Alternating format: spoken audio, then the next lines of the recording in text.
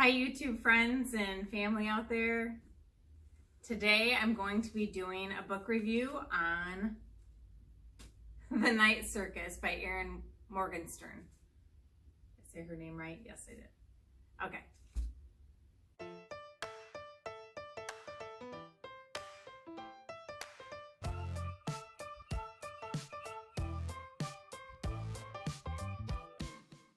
Okay, so first of all, lots of spoilers ahead. Spoiler alert. Spoiler alert! If you don't want to know details, then cut it. Go check out some of my other YouTube videos. Speaking of, if you're interested in future book reviews, then go ahead and hit that subscribe button, hit the bell for notifications. When you see one of my book reviews pop up, make sure you click into it and check it out. On to the Night Circus review. So, first things first. My book club that I have, I started back in 2016. This year I did it a little differently, and I used to pick the books by reading reviews. Now I have my book club members picking the books. This one is April 2021's choice by my book club member Leslie, so shout out girl. I've found from reading reviews on Goodreads as well as talking to some of my fellow book club members that it seems like most people either totally love this book or totally hate it. There's not a lot of middle ground, although I'm sure it exists. There's a lot of 5 stars and 2 stars. And I frickin' loved it, okay?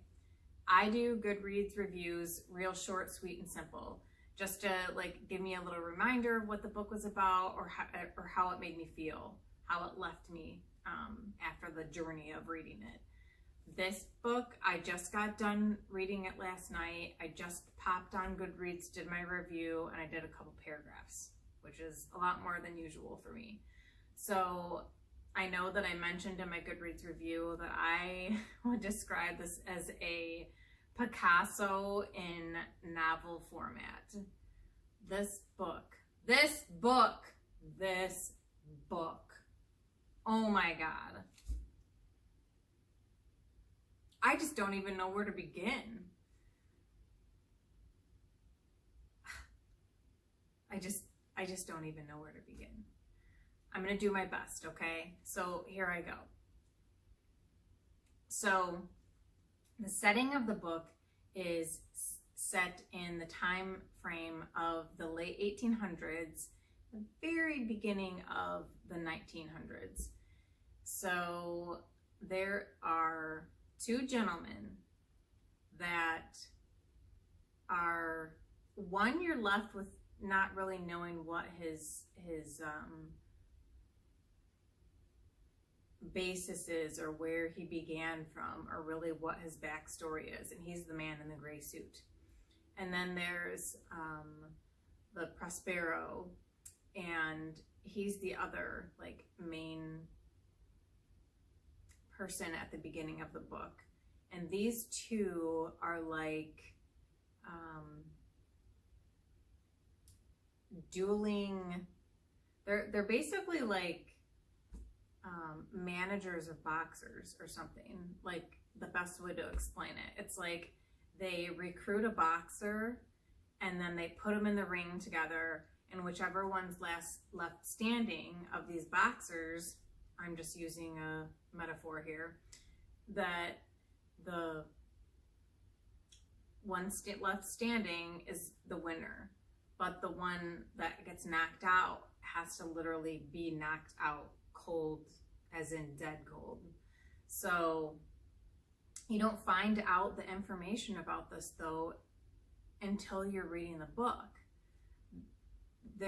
So like I'm gonna do the synopsis, but then I'm gonna go back and tell you like the process of reading it.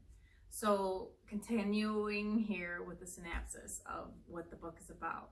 So basically the Prospero character and the guy in the gray suit pick their candidates to pit against each other. And one of them is their own child, the other one picks up a boy from orphanage, and he takes him under his wing. He does not give him love and care and affection, but he teaches him all these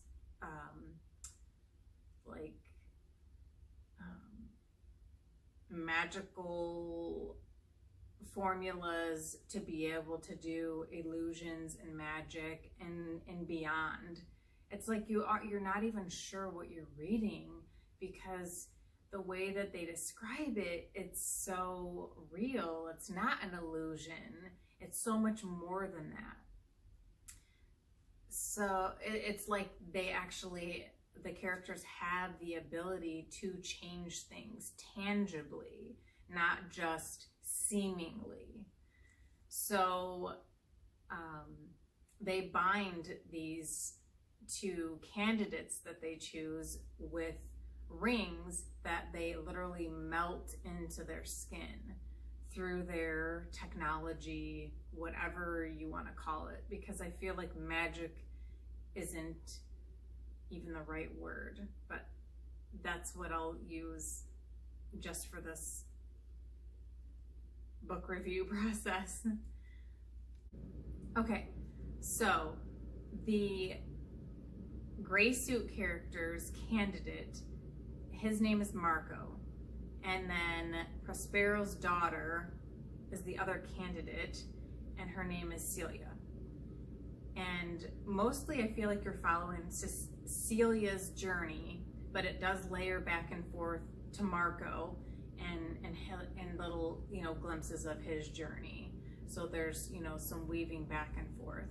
And then there's also pages where you're just reading about like a description of what the experience inside of one of the tents of the circus is and entails, or one of the performers, just like a little review. And so there's a lot of characters layered throughout. This book is over 500 pages. You're literally 200, 300 pages in. There's a description on the back that says, amidst the high stakes, Celia and Marco soon tumble headfirst into love, setting off a domino effect of dangerous consequences and leaving the lives of everyone from the performers to the patrons hanging in the balance. So you feel like 100 pages in, 200 pages in, there's no love story yet. So you gotta hang on. It's kind of wild, how this author lays out the whole plot of the story.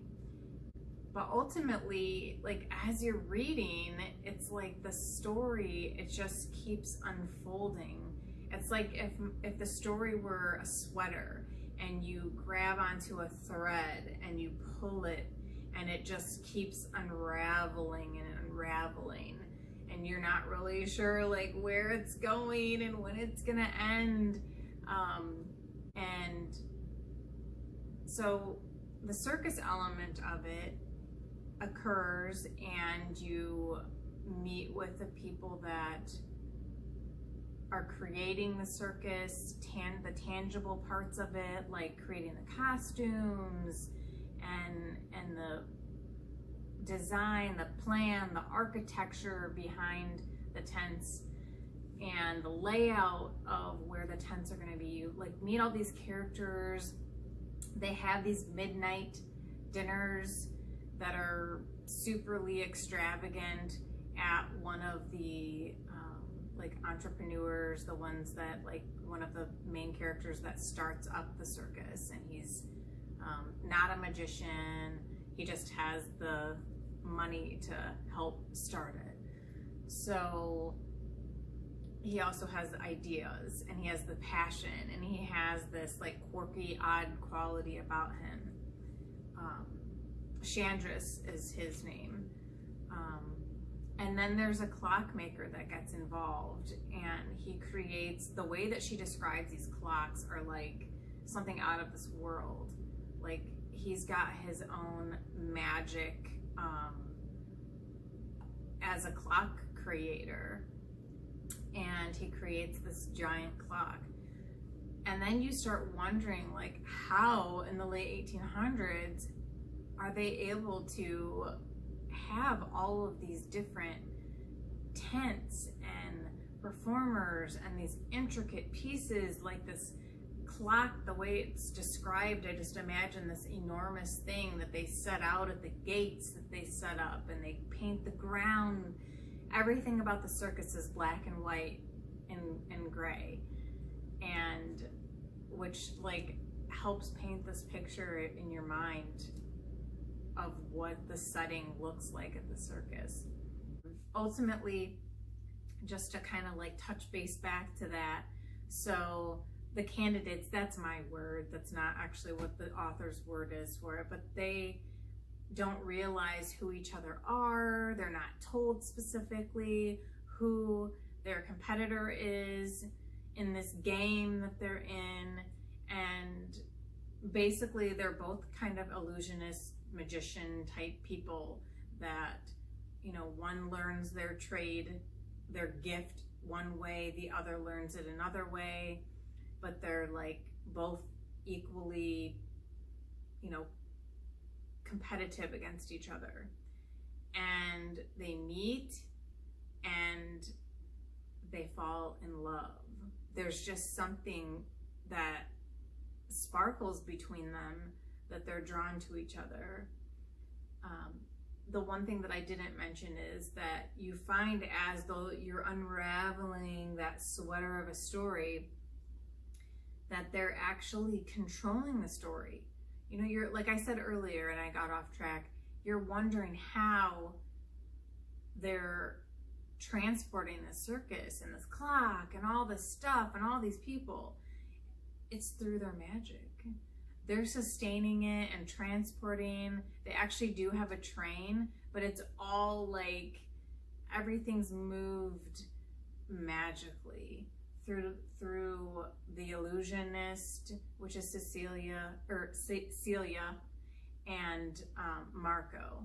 Marco's actually Chandra's assistant, and so he doesn't participate with the circus, but he does visit the circus when he has the opportunity. He's drawn like a magnet to Celia, and he will go to her tent. She has an illusionist tent, and he will go and watch her performances when he does have the opportunity. And they all also have a quality about them where they're not aging. It's like the children that are born, they age and they grow, but it seems like the other characters that are involved have just like ceased to age. They're kind of frozen in time with their aging process.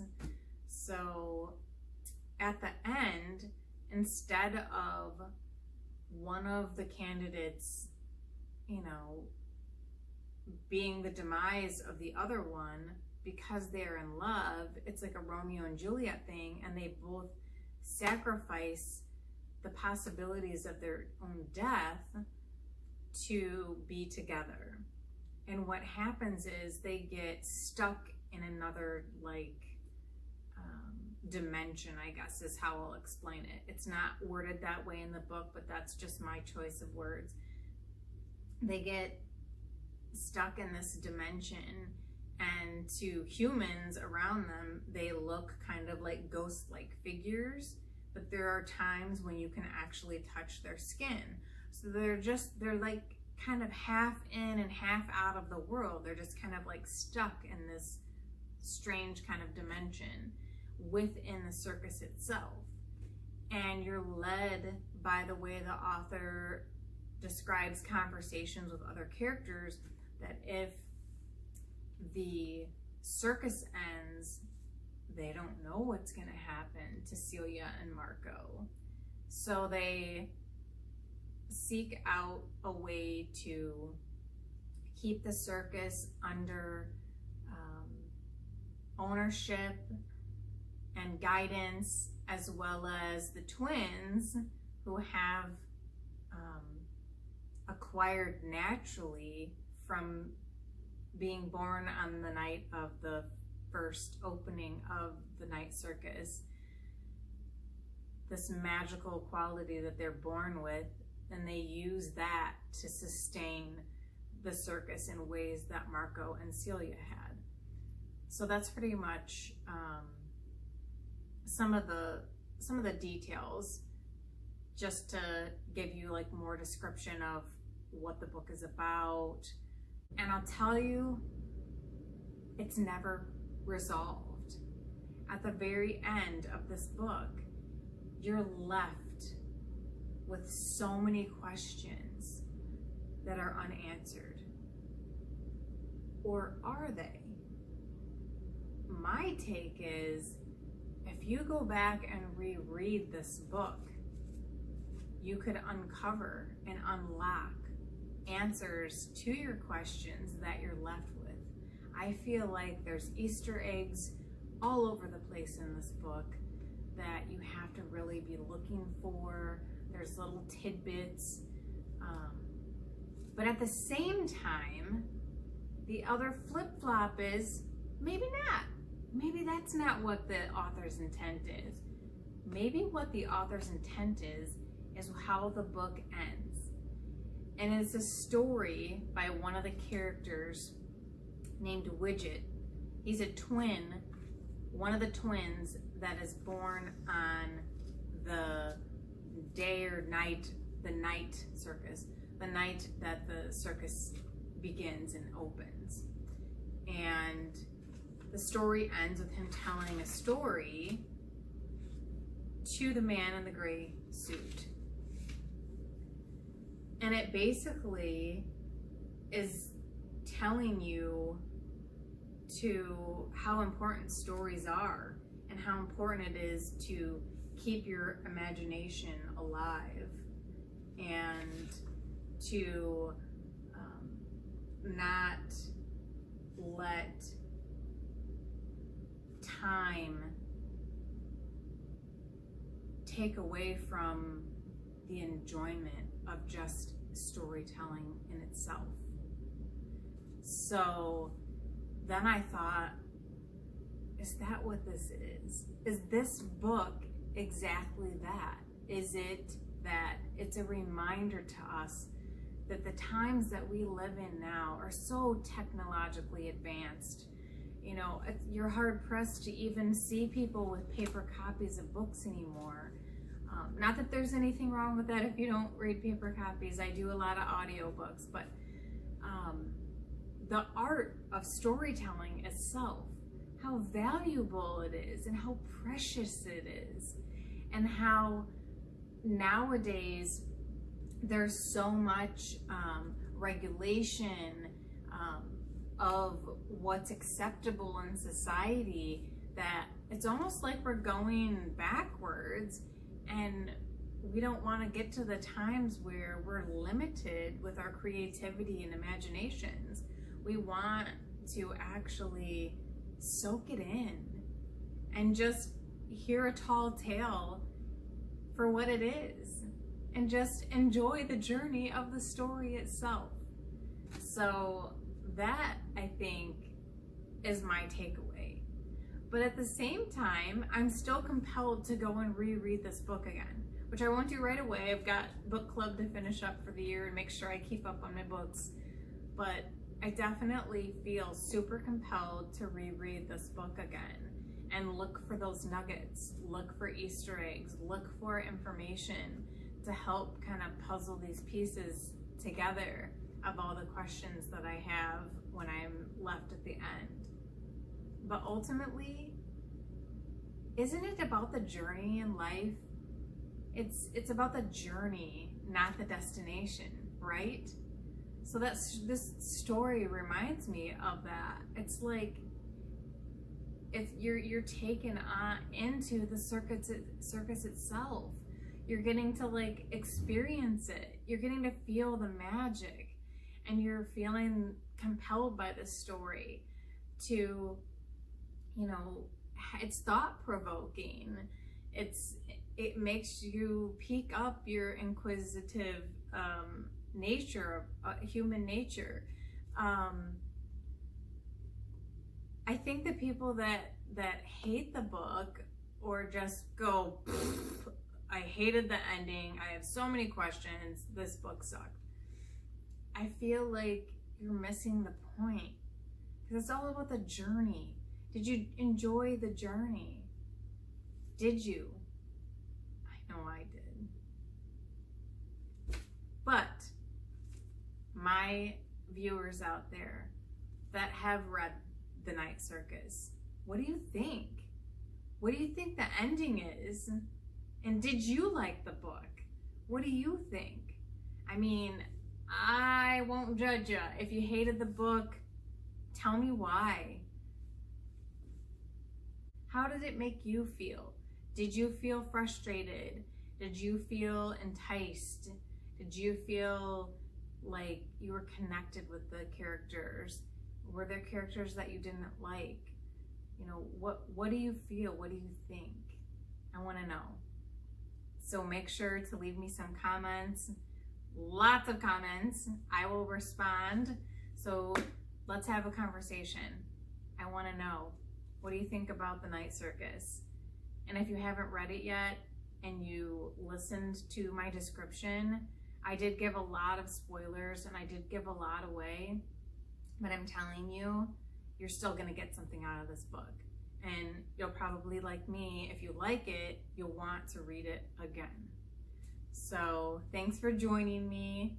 The Night Circus, 5 out of 5 stars from my perspective.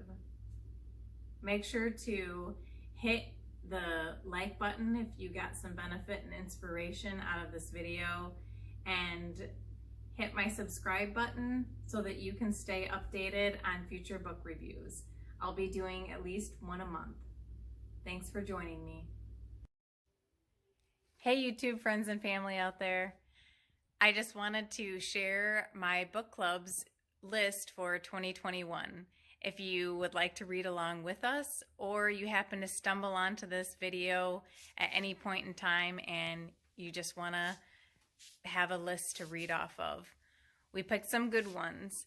For this year, book club members chose books, so without further ado, I'm going to read the list.